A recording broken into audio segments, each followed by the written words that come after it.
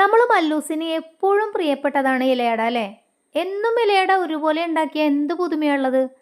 വരും നമുക്കൊരു കളർഫുൾ ഇലയട ഉണ്ടാക്കാം കേട്ടോ.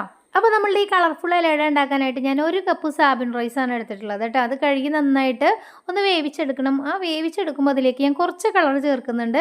കളർ ഹെൽത്തി അല്ല എന്ന് കരുതുന്ന ആൾക്കാരെല്ലാവരും വീഡിയോ സ്കിപ്പ് ചെയ്തോളൂ. ഇടയ്ക്കൊക്കെ നമ്മൾ വെറൈറ്റി ആയിട്ട് ട്രൈ ചെയ്യേണ്ടത്.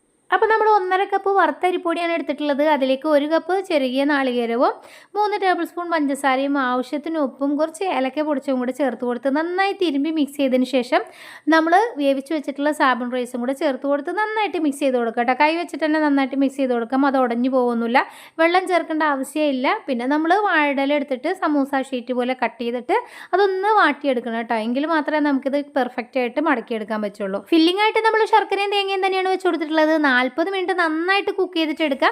അപ്പോൾ ഇതുപോലെയുള്ള വെറൈറ്റി റെസിപ്പികൾക്കായിട്ട് ചാനൽ ഒന്ന് സപ്പോർട്ട് ചെയ്യണേ.